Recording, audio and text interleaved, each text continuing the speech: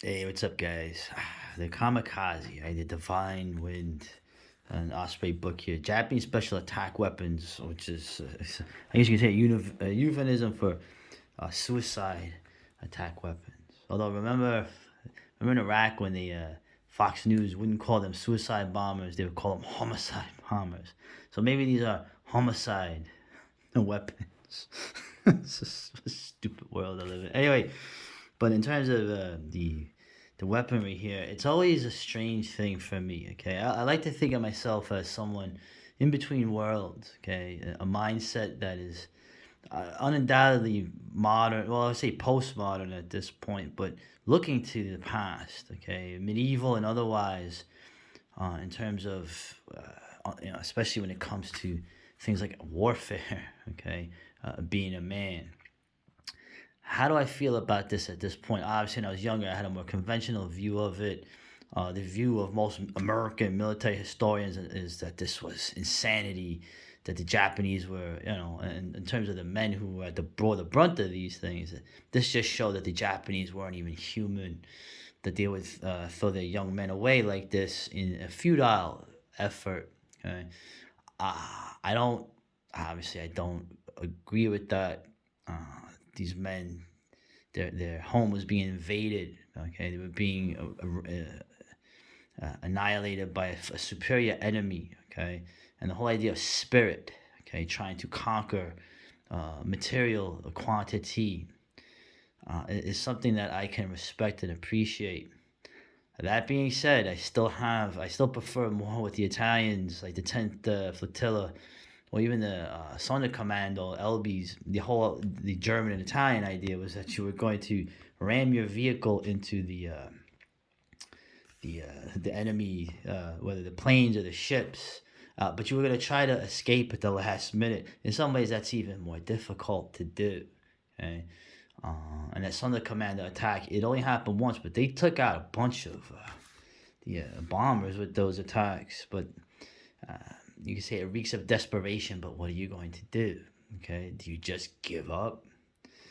Yeah, well, the controversy is still there, but I like how they pretty much go over the technical aspects of it. Some of the photography in this is really good. Obviously, the photographers are men, Americans on the ships, seeing these things coming at them. Okay? And these, I like how the euphemism toko, right? Tokobetsu Kogeki, special attacks. And of course, the IGA, right? The Army and the IGN, right? The rivals, the Imperial Japanese military. Um, the higher command, the officers, and the emperor, of course, most Japanese were still, as much as they would sacrifice themselves, they were pretty ambivalent about actually doing this. Okay, I still think that, of course, they always say that the garrisons committed suicide in the island battles. I don't know entirely if that's the case. I keep thinking that there are a lot more Japanese are putting their hands up. It's just that the Marines weren't in the mood to take prisoners after the fighting. I could be wrong.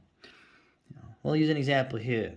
Okay, Lieutenant Yoshinori Yamaguchi was flying this, and he hit the Essex. Look at that. So all respect to this courageous man here. So, um, but even that is interesting in terms of like when the naval what is this minister came to the emperor, and you see the emperor, right? The royal family, they even have an archaic form of Japanese, and you always notice that it's kind of the people under him.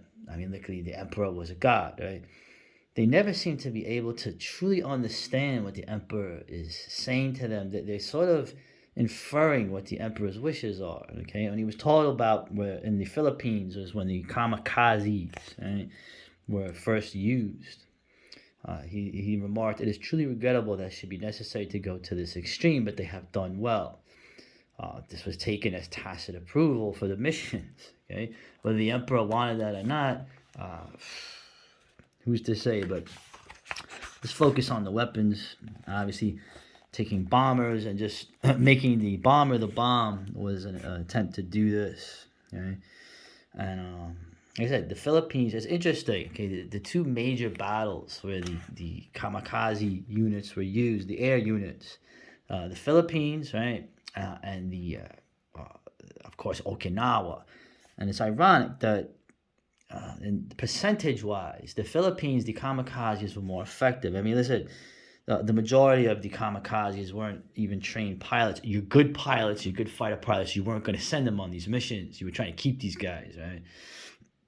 Especially some of the Japanese planes coming at the end. Some of them were really good fighters. But in terms of the kamikazes, of course, you don't need a lot of training, right? You don't need to know how to land, right? Um, but they were percentage-wise more effective in the Philippines than they were in Okinawa. But in terms of the sheer numbers, they did a lot more damage in Okinawa because you had just a lot more. Okay? And like I said, most of the guys were taken out by fighters, right? Interceptors. The majority of those that got through were just taken out by anti-aircraft. I mean, you see some of the old film footage of those Pacific War battles. You just see like thousands of traces in the air. You see flak everywhere. Every tracer you see, there's like 10 rounds you don't see, just filling up the sky like a nightmare. Just explosions from the ships, fires. You see zeros and Japanese planes hitting the deck, hitting the water, just like hell. Right? Case in point, like this. Look at this. This is a nice shot. And this is the battleship U.S. New Mexico. You have all the, look at that, boom. Yeah, the USS Tennessee.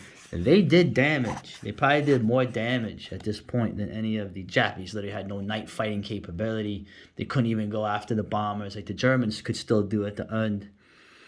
And so the Okinawa campaign, of course, is right. It's the island. It's not Japan, but it is sort of Japan, right? Just before the home islands. And the casualties the Japanese inflicted. There was investigations back in America that they thought the Japanese were beat, and they were far from beat. And it's interesting too in terms of the history, right? Famous hero, heroic but futile defense during the Battle of Minatogawa in 1336. Kusanagi, right? Right? Was it? Oh, the floating chrysanthemum. Yeah, it's all the Japanese. There's a warrior, Kusanagi Masashigi. And his famous slogan, I wish only that I could be reborn 7 times to fight my emperor's enemies. 7 lives for the emperor became the battle cry of the Toko Force. You could say that's insane. You could say that's archaic. You can say all these things, but you know what? I don't know. I have a lot more respect for that than, a bunch of sailors on a ship that got drafted or whatever, just doing a job. So, and you got of course, the rituals, like the rituals with the wine, or was it the tea? I'm trying to remember. I think it was the wine. They give these guys some damn wine. I'm sure they gave them other things too. And they said the effectiveness. I mean, they did damage. Okay, it was not a nuisance in terms of the air kamikazes. Of course, still the number one weapon causing trouble for everyone was the torpedoes, right? Which were not suicide weapons. But anyhow. Let's go through some of the weapons here. Of course, the famous Oka, right? This was a rocket, like a rocket glider, okay? Interesting how the mechanics of it launched some this Ishiki bombers. And you see that. It looks kind of like something from Thunderbirds or something. Of course, as usual, there was mixed effectiveness with these, okay? They weren't wonder weapons. Obviously, the Germans also had the rocket, the comets, and some of the other ones, but it was just too late, too little, too late. Of course, it was dubbed the Baka, right? Stupid fool, right? By the Americans, and most of these would get shot down, but they did some damage, especially this particular one here, Lieutenant Saburo Doi. He went after a destroyer that had already been struck by a Zero, right? When he hit it with the Oka, he split the ship in half, right? So much respect to him. Oh, you're a traitor. Yeah, whatever. I think you know what I'm getting at. So I don't like that these guys get killed on the ship, but it's war. Come on, man. So in the end, what the Japanese were fighting for didn't put this stuff on us that we have now, did it? Yeah, I'm a petty son of a bitch, huh? And it's funny too, they even started making these cheap, low-tech, right? And that's the IGA. Of course, the Army never had the resources the Navy had. They were actually just making these like kind of cheap-ass kamikaze propeller fighters. So, other kamikazes of note, the commandos, the aerial kamikaze, the famous thing here, right? Where they attacked the Marianas, okay? Most of them got shot down, okay? but one got through, okay, with 98 personnel, okay. A handful of the commando team survived this attack and caused havoc, as you can see here. All right, the commandos emerging from this aircraft, this one here that crash landed, they were relatively successful, causing considerable damage at the airbase before being killed. So they're almost like ninja or something. Right? So good job to those dudes. Okay, of course now the human torpedoes. So you have the Catons, right? The Caton one-man submarines. Okay, it wasn't like the submarines the Italians had, where it was like the guys on the outside. This was the Caton class. Look at this, one-man submarines. Right? And you actually had submarines that you could put like 4 of these things on the regular submarines. Look at the guys, Bazaar! Right, they're friggin' waving. Okay, right, you had some victories here too. You had another destroyer blown in half by a Kate. Okay? And it's interesting to look at that thing, right?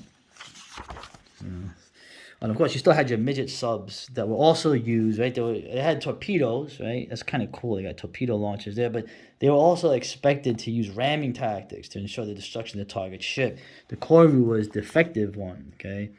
It had an exchange ratio of 2 ships sunk for every 3 Koryus compared to the Catons, right? The ones made for the suicide, and the Kairus. Okay, so these were a little more effective. And of course, the infamous Caton Patrol, obviously the Indianapolis, the horrible story of the Indianapolis. Of course, you heard that in Jaws. A lot of these guys, I don't know, hopefully most of these guys were dead when they were attacked, but some guys weren't. What a horrible thing. In the great U.S. military, it was so secret. It wasn't realized for days. Good standing by your guys, man. U.S. military. You know how many... Anyway, I'm not focusing on that. These are the other submarines. The 2-man submarines, the Kairus. Interesting. Now, just like the Mas, where they had the ramming boats. Of course, the Italian guy was supposed to jump out. You had the Navy had their own. They had the Shinyo, right, which had actually rocket launchers on there, okay, to give you some offensive capability to get close, and to, of course, the explosives were in the hull. Right? The Army had their own also. They had something called the Renraku Tei, which were a little different. They actually had depth charges on these hooks. They had a unit called the Akatsuki, right? The a lot of cool names, right? The Akatsuki Dawn, right? And of course, these all had a mixed record, but they were successful. They sunk like a sub chaser. These things would come out of nowhere, and they would conduct massed raids, taking out landing ships in particular, those huge landing ships. So was it effective? I mean, it doesn't matter, right? It's not whether, in the end, I know it's like, oh, you win or lose is all that matters. Well, I guess you could say that, but anyway, in terms of the transcendent quality, it's you fought, right?